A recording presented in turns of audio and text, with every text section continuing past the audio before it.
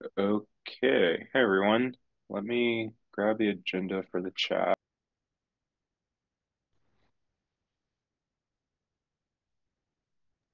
So this is ACDC 157. The agenda is here is issue 1515 in the PM repo. And yeah, um, a little bit on the lighter side today. We can touch on Petra if there's anything to follow up with there. We can turn to Fusaka and then a discussion around reconfiguring ACD. This is a post from Tim and our approach to Glamsterdam. So let's go ahead and get started.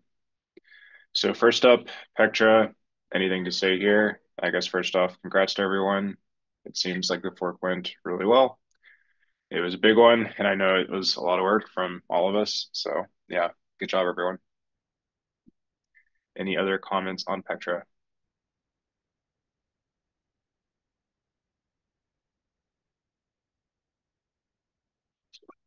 I'll call it here. Trent published the Pectra pages, a number of perspectives from different core contributors. Trent, anything to say there?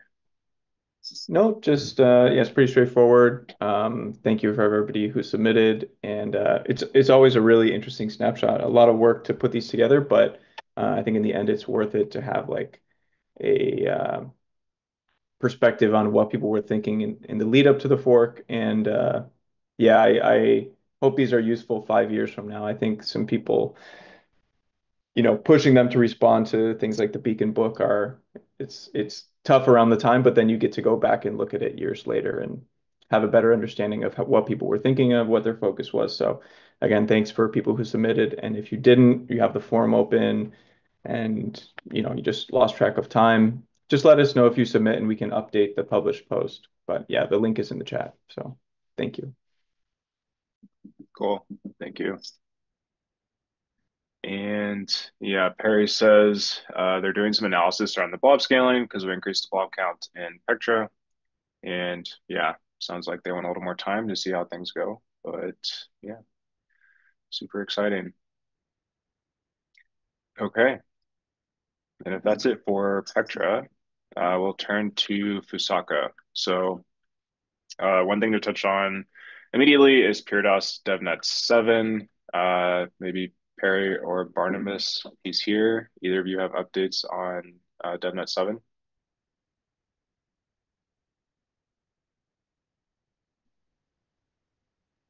Yeah, I can go. So the DevNet was launched a couple of days ago. I will just ping Barnabas for an update, but last I know it was going stable, and we are mainly working on getting BPO support on every client right now. So we're mainly making the PRs to make sure that the upstream tooling is ready for BPO, but I don't think there's anything particular to report on DevNet 7. Okay, great. And yeah, then that brings us to the next topic, Fusaka DevNet 0. I'll grab the spec here just in case anybody wants it in the chat. And I believe the plan from Monday was to have Fusaka DevNet 0 be, at least on the CL side, be PureDOS DevNet 7 along with BPO. So I don't know if there's any timeline yet. Again, maybe Perry, you have some information there. Yeah, for Fusaka DevNet 0, we had the deadline of 26th of May. And the idea is that it just has the mod XP gas cost increase from the EL side, PRDAS, as well as figuring out everything required for BPOs. Gotcha. Cool. So yeah, I guess if you want to catch up a bit more on that, this was covered on Monday's call. And otherwise, just have that on your radar. Terrence asked, how's everyone testing the BPO before DevNet 0? I would guess kurtosis. Yeah, we just merged in the BPO changes today to kurtosis. Dora had broken, but I think PK fixed it like an hour ago, so it should be fine by now. Cool. Okay.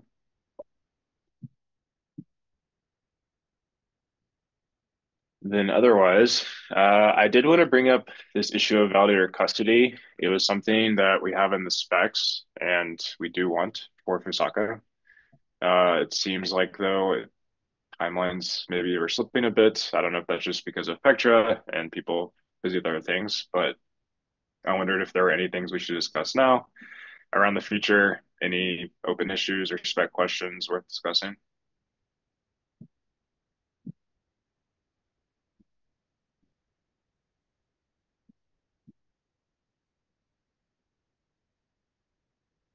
Okay, this might be a topic for next Monday. Okay, Justin says they're on the issues, so we can go there. And yeah, Justin, there's no BPO in DevNet 7, so don't need to worry about that.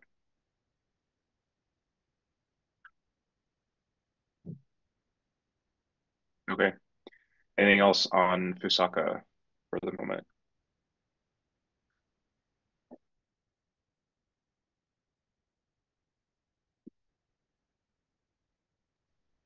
Okay, if not, then yeah, I guess part of the reason today's agenda was kind of light is we've had this proposal from Tim to reconfigure how ACD works. Let me just grab a link to this here. And there's quite a bit in this post, but I think one big thing it proposes is essentially moving ACD, E, and C to focus on, say, fork plus one, whereas the testing call that we now have, ACDT, would focus on the current fork. So how that would look in practice is that, again, as we've kind of already started with ACDT, that's focused on Fusaka. So again, on the CL side, PureDOS, BPO, all that fun stuff. That then leaves the floor for this call to focus on the future fork, which would be Glamsterdam. And I think today I mainly just wanted to have a conversation around this idea, this post, surface any feedback if it hasn't already been surfaced around this idea.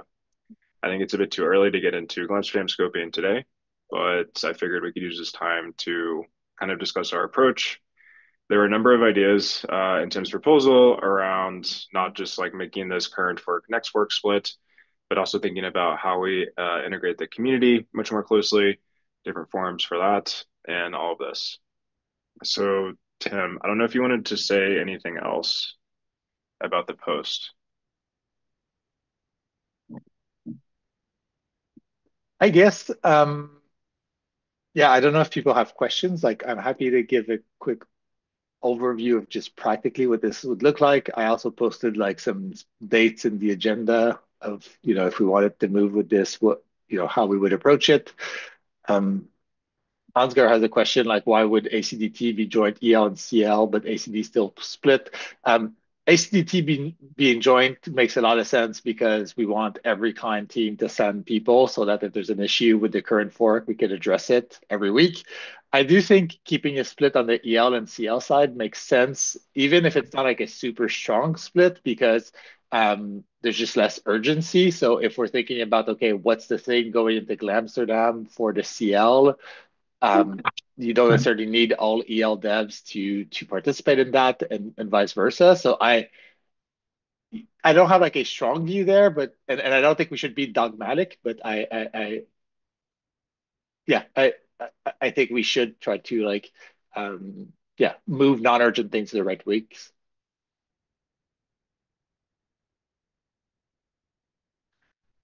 And Matt, I guess I'm not sure I understand 33% current fork and 66% fork plus one. Like there is ACDT every week. So it would be 50-50.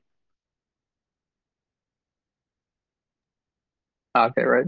I mean, I still think that's too much for the future forks. Like, we should be focused mostly on the current fork.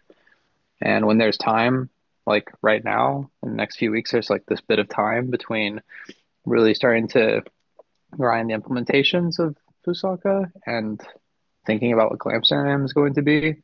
Like, whenever we have this parallelized track, you end up with a situation where the people who are really implementing this stuff don't always have the same bandwidth to think about the thing that's 12 months in the future or 18 months in the future. And it's not met with the same rigor that it ends up getting met with down the line when those people do have to implement the thing. Yeah, I think that's a fair point, and I think one thing to note as well is the we in both those sentences is maybe a bit different. Like a big part of this proposal is trying to get input from a broader part of the community at the start of the fork. This will take time. And so I think I expect to have like a different set of participants, or at least partially different set of participants in that process. It still means we need to, get to like a rigorous analysis of what we want to do. But I think um, there's a lot of value in having a conversation a bit upstream of like the specific EIPs around what should the focus of this work be. Like, do we want Amsterdam to focus on, scaling the EL or some other feature? And is that like what we think the highest kind of priority bit is? And I think this is something we need to align with not just like core devs on, but different kind of stakeholders in the ecosystem and try to invite them on all core devs and make a case for why something is important or not important for them. And then yeah, once we have that, then we do need like more input from core devs about okay, what are the specific things we're going to work on. But the like yeah, Yeah, I the mean, extra time I think gives us effectively bandwidth for that. yeah, I mean, I agree with that like idea, but I think the pretty black and white distinction between all core devs testing and then the other calls that are now going to be dedicated to future forks only is unnecessary because we don't need to discuss the future forks, once a week, every single week. Yeah, There's just not enough content to be yeah, discussing it like that. And to me, it always felt like maybe we could do a better job and be more thoughtful about when we have those conversations and maybe program it a bit more specifically based on when the last fork happened, when we're going to have this period of time where there's like a month or two where we really talk about what do we want at a high level and then like what are the things that we're going to do in the fork to achieve those like high level goals. And then after that period of time, we spend a period of time just like working on the fork. And I think there's like a lot of content for working on the fork. Like we've filled, 2 or 3 calls a week. Sorry, we fill like 2 calls a week every week for Pectra and, Cancun. So I don't see why we're just going to now get away with 1 call a week per for the like active fork. yeah. That's right. And maybe like yeah, it shouldn't be as much like a drastic split as like just prioritizing. So like I think I would like to try and have ACDE and C like default to the fork n+1 first, and then if there are urgent things and more things, maybe we overflow there. Um, yeah, Ansgar, you've had your hand up for a minute. Yeah, I just wanted to say, so I do somewhat agree with what Matt has been saying in the context of how we treat hard forks today, meaning that like kind of given that, say, take Amsterdam as an example, given that just now we would have switched over the focus from Pectra Fusaka to Fusaka Amsterdam, now that Pectra's out of the way. That feels early, given that Amsterdam, I mean, at least as far as I can tell, looks more like it's going to be a June, July 2026 kind of fog. Or at least that's maybe talking to people, the seems like a realistic type of time span. If we keep having this rhythm of like 9 months between fogs or like 12 months even, I think then it's just too early to immediately start talking about the next fog as basically the one two before is out of the way. um, there is this separate question of like more longer term roadmap conversations around what even should be started to be considered or started to be explored for Amsterdam. But I think for that, our core devs, I mean, the name already says it, that's where the core devs come together. It just doesn't seem like the right venue. I think trying to take all core devs and just add more stakeholders is just fundamentally misguided. That's just not where you talk about these open-ended conversations. Like that's more once you have a scope, you talk about like how much of that can we actually ship. So to me, it would make sense to have this longer term roadmap conversation in a different venue. I think we're experimenting with different venues, like more researchy approaches. There can also be more other stakeholder kind of calls. I think that makes a lot of sense. The only reason to like follow this proposed new cadence, I think, would be if we actually get serious about um, trying to have calls at a tighter cadence. So like if we basically already, if we're thinking Amsterdam will happen in February, then starting to talk about it today on all core devs makes a lot of sense. But again, I think the plan only makes sense if it comes with a shortening of timelines.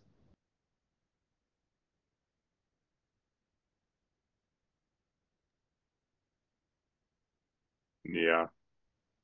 I guess one point of feedback to that is, we do have venues, or yeah, we could have other venues for like very longer term road mapping discussions, say on the more research end, like you're calling out. But I still do feel like we're missing other types of community inputs. And then this proposal would give us room to integrate that into ACD.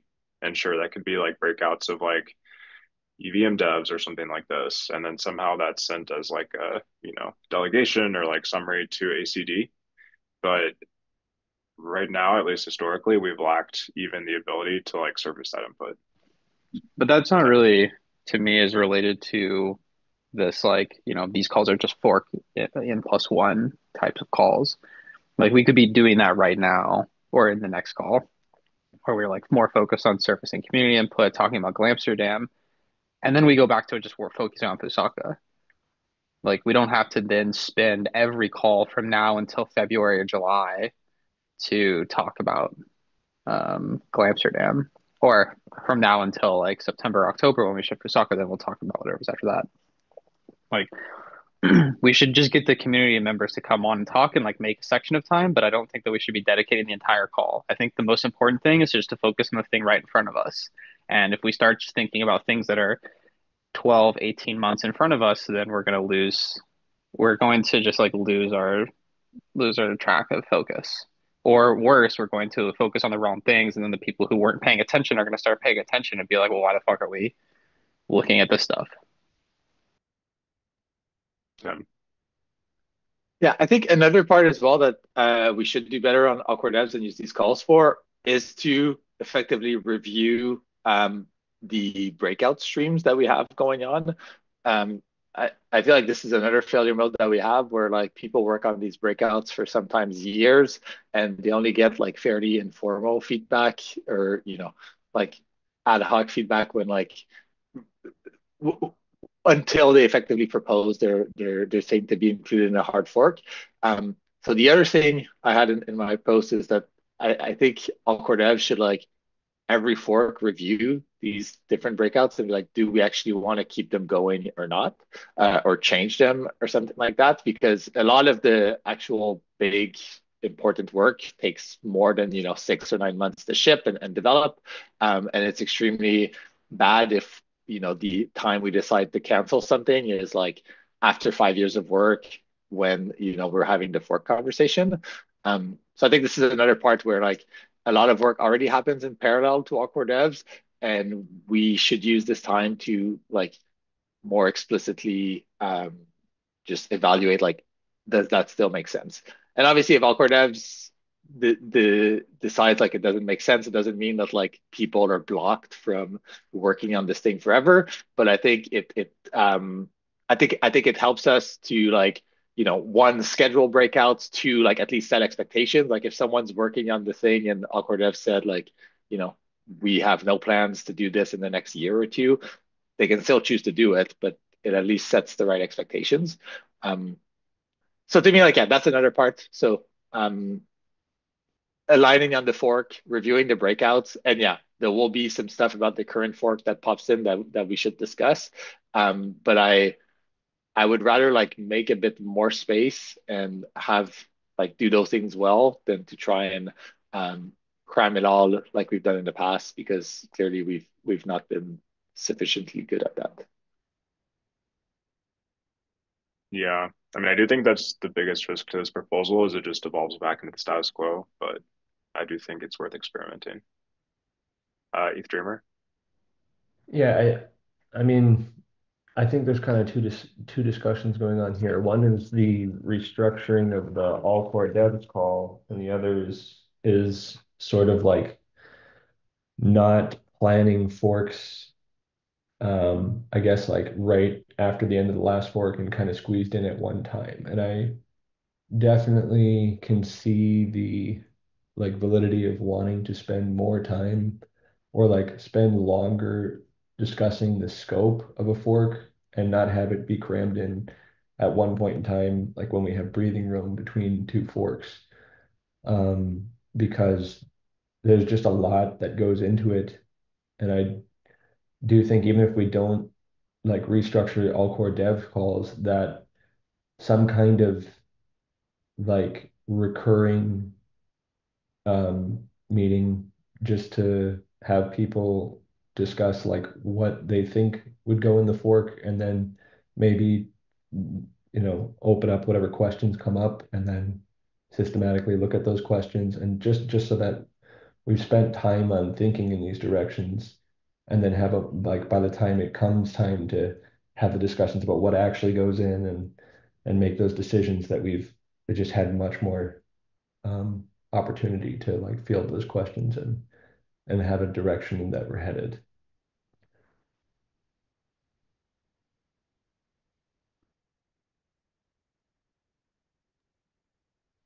So like maybe one way of doing that is rather than repurposing all core devs, just having a call that's kind of ongoing about future discussions. I mean, I'm not that may or may not be a possible solution, but I'm just thinking that um, yeah, when we have more time to discuss these things, I think the outcome would be better. Because I think certainly with Pectra, one of the differences was that we were kind of caught flat-footed. Um, it was kind of Yeah, it was kind of the first time that we actually didn't have an immediately obvious priority for what the fork should be in a long time. Like we knew, we had the merge, then we had withdrawals, then we had for four. Those were all obviously the priority. And then if it's not obvious what the priority is, then it requires a lot more discussion and time. And so yeah, have that kind of going on in the background, we'll have a better idea.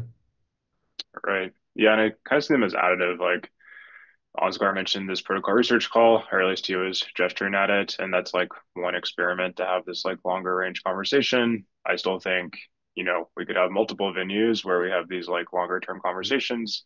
We'd still want to have time in ACD to like incorporate that and decide as core devs. Tim? Yeah, I think maybe it's helpful if I share what the actual concrete thing I'm proposing. Um, so it's a bit less abstract. But so I wrote a follow-up to this, to that first post. Let me see. Sorry. Okay, hopefully people can see the screen. Um, Yep. okay, so basically, I think the thing we should do is when we start planning a fork, like yes, we first agree on what the big core thing should be, and this is when we should get the community's input. Like I think a failure mode is if only core devs think that this thing is important and the entire community thinks something else is important. We should resolve this upfront before we spend a year working on the fork. Um, so this should be like the first spot that we actually proactively reach out to the community. Like, what is the core thing we want to do and why is this important? Then figure out what is like the actual EIP or feature that we do for this. And I think it's important that we separate this from like all the other EIPs so that when teams are reviewing like the core headliner feature, they can focus their attention on this. If there's competing features, they can like review them thoroughly. But like we first choose like, are we doing the merge or are we doing Forge for four or whatnot? I think the other part that's gone wrong is that we kind of expect the community to give input all of the time, and this means they give input none of the time, and they, like only find out about changes at the last minute. So I would move towards like explicitly signaling that when we're discussing this first fork focus, this is when we'd like their input. And then the other part that we should do is historically we've had these like community test nets that we've launched for forks. We've done one for Pectra for 7702. I think we should just be clearer that like this is the sort of last call for the community to give more kind of in the weeds feedback to propose spec change and whatnot. Um, and then like, yeah, the other part I said is like, we should formalize these working groups and review them. But I think at a high level, these three things is what I would propose practically changing. So we reorient the conversation around like, what do we want to do? The community comes in, then we choose our headliner, then we pick all the other EIPs once that's done. And then once we have a core feature implemented, we set up the public test net. We get people to look to it to propose spec changes, and then we assume that once that's done, like people are kind of happy. Um, and then yeah, I think then if you look at like Glamsterdam specifically, I posted this on the agenda. Let me just pull it up real quick. Um, Glamsterdam specifically, it means we could spend, the next month or so discussing what the high level focus for the fork should be, whether it should be the same on the EL or CL or separate, um, bringing in, different perspectives from the community. We ideally agree to this by say, early July, and then everyone kind of knows this is the big thing that's going to Amsterdam. We can we can keep working on Fusaka. If we have extra spare cycles, we can start working on this core feature. And then we can also have the conversation then about like which other small EIPs we want to include and stuff like that. Um, but yeah, at a high level, that would be my proposal.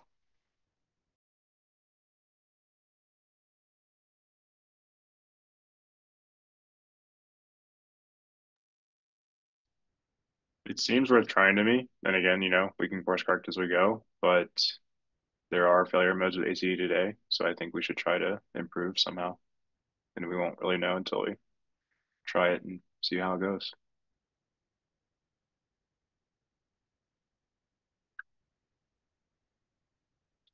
I guess on a related note, is Marshall on the call? They had a post about an ACD forum. Yeah, can you hear me? Yep. Hey. Yeah. So I wrote up this kind of brief post, which is kind of in line with what Tim was saying, focused around involving stakeholders more in the process. Like I think we saw with EOF maybe like a kind of failure there potentially to get stakeholders involved enough or like early enough in the process. Um, and what I'm kind of proposing is to kind of create some new platform or website potentially, or upgrade potentially Ethereum magicians to kind of be more specialized for ACD. And the reason I'm proposing that is I kind of think that the existing channels that we have aren't necessarily ideal for getting feedback from lots of stakeholders. So we have these calls, which obviously are like very limited in time. Maybe if you're just someone from the ecosystem who's not a core dev, it's a bit daunting to go on the call, or like you have to sit through all these conversations about stuff you don't necessarily understand or involved in. And we also have like big ETH magicians threads, which I think are also maybe not the ideal format for everyone to give feedback. So I think kind of the way we have things now is like what I'm saying, I guess, is we could improve generally the sort of UX, I would call it, of interacting with ACD and just make the whole process a lot more streamlined. So if you're some sort of random, sorry, like stakeholder in the ecosystem, it's really obvious how you can get involved. You don't sort of have to be active in following every call, like following Ethereum magicians, like, and the way I would imagine this is you just have some sort of ACD homepage or portal, right? And it's kind of, it will show you when are the next upcoming hard forks are important, like what's proposed. You don't have to sort of cross-reference between different forums like GitHub repos. It's all in one place. And specifically for hard fork scoping, I think it would be useful to have sort of one canonical place where everyone can say their preferences for what should go into the fork. I mean, we have Ethereum Magicians threads, but the kind of where I would see it is like you can just see at a high level, like, this is what all the different client teams are saying. This is what the L2s are saying, the different I don't know, tooling devs, and it's all sort of grouped at a high level, and you can click in to kind of see the specifics, but you don't have to crawl through one big thread.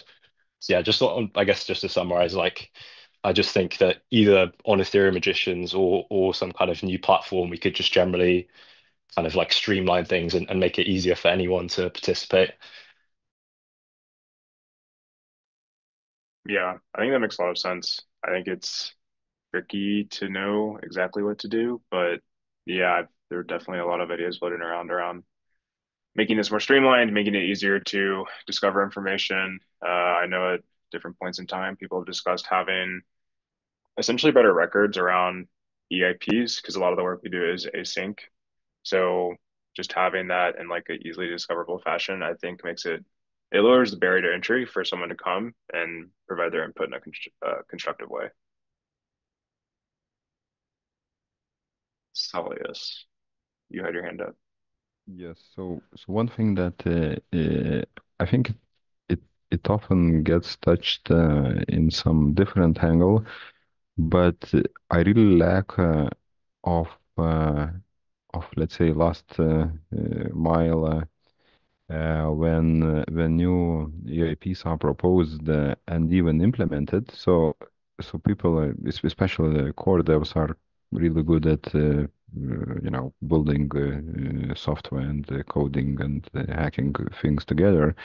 But it often lacks the last step, which is like trying this change in the entire ecosystem, or at least a significant portion of the ecosystem. And in order to figure out the impact of that technical change, which often is good in the eyes of developers, like some new cool feature and technical improvement, but the impact of that to the huge infrastructure that is that Ethereum consists of is often not investigated. And I think that this is something that could help to to cut some features quite early, because as we already saw, even small features sometimes bubbles to insane changes into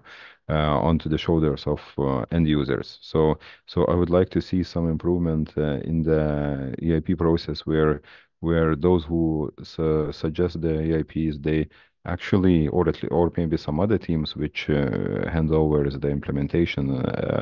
I mean, before there is a hard decision to ship it, we really should have much better understanding Recording stopped. what is the final Recording in impact. progress. So that's the point I wanted to raise. Yeah. No, I mean, I think it's a good point. Historically, I think the idea has been like EIP champions would do this, but I don't think there's ever really been like enforcement or compliance, I suppose, is the way to think about it. Because, EIP champions usually are pretty busy people, and then it's hard to do all of this extra Yeah, sort of and sense making around it. So, yeah. I But yeah, think I it's think there is a pretty general agreement. Improvement there would be very helpful.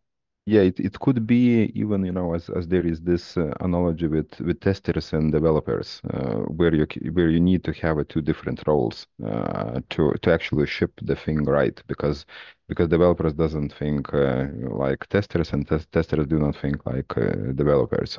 So it could be that the IP champions even are not great in great position to do that, to achieve that last mile, because they they're actually motivated to ship the finger at L1, let's say, without thinking too much, or getting demotivated by the impact, by the huge impact that will do in terms of a lot of efforts for the end users to support this new thing. So yeah, I think this needs to be considered, and maybe we should introduce some new rules that make sure that the impact is on the end users is right and acceptable. And likely it's even Mhm. not EIP champions because they are not in very good position to do this work in the right way.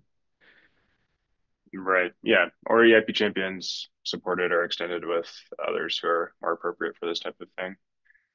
Tim says here he thinks we should enforce it for headliners, which I agree with. And I think even, is this a screenshot from your post, Tim, Yeah, so I think that for the has this? headliners, the thing I've been trying to get is some sort of like it's almost like a wrapper around the EIP. Like we should explain why the thing matters, who's affected, both positively and negatively, and then what's the state of the proposal. And a lot of this doesn't quite fit within EIPs most of the time because there's like these are big features. I think their credit, like Vitalik and Danny had done this for the merge.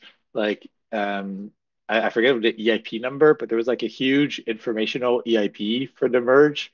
Um, yeah, so was it for the merge or the launch of the beacon? Sorry, I think it was for the launch of the beacon chain that actually explained all of this extremely well.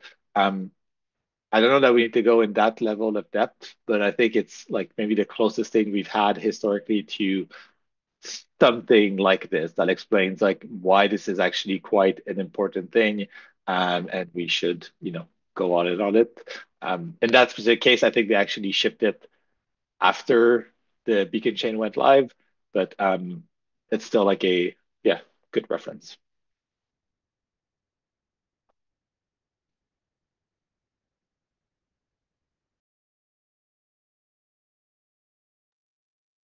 Cool. Any other questions or comments?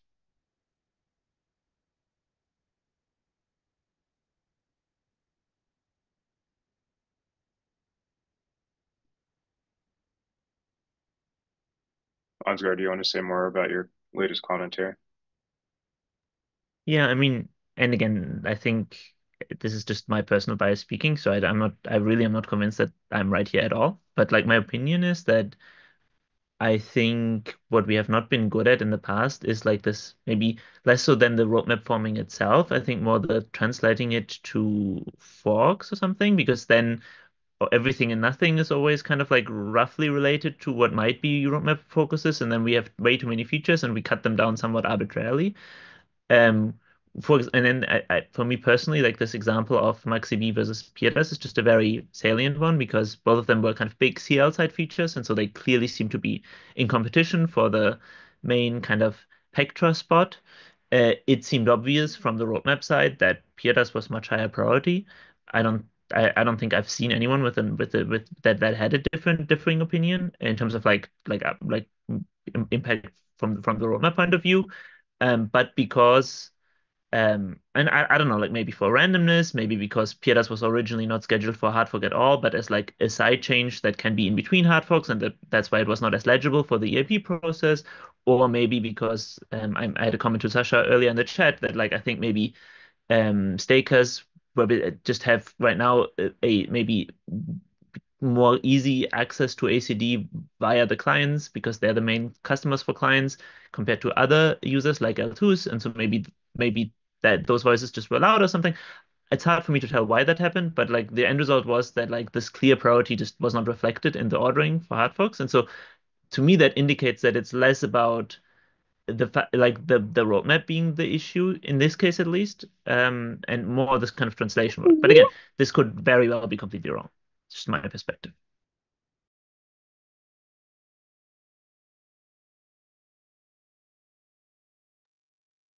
Yeah, I agree with the general point. There's some comments in the chat around Pure versus MaxDB, but I'll just let that be. Okay, so I think a good next step here, I'll put Tim's comment here. I think this is like a good straw man. And perhaps one way, I don't know, Tim, you said you'd write up something for next week, and then maybe in the meantime, if there's any async discussion, we could take it to the ETH Discord. Otherwise, are there any other comments on this for now?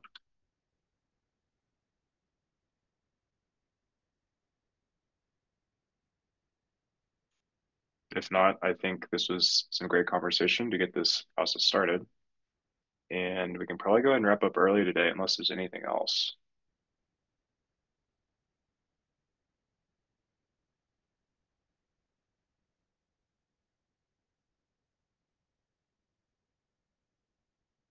Mod ask when we finalize Fusaka. So it's, I would say, pretty finalized, at least, in terms of current SFI set for the CL. I don't know if this is a question about the EL. Yeah, I think we said that when as we get closer to Berlin, we should get closer to having everything that we want in Fusaka SFI'd and kind of locked in. For now, Fusaka DevNet 0 only has the mod XP change, but on ACDT, there was already an indicator of at least one or two more EIPs that made sense to go in, but just didn't make sense on the timeline perspective. So yeah, I guess we do need to discuss that and decide when we finalize specs and just focus on shipping Fusaka. Yeah, that makes sense. And then yeah, Tim just says on the next ACDE, figure out the other EIPs for the next couple dev nets because that was kind of an open thread that we still have.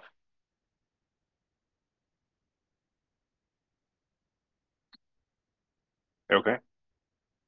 Are we good for today? If so, we'll go ahead and wrap up.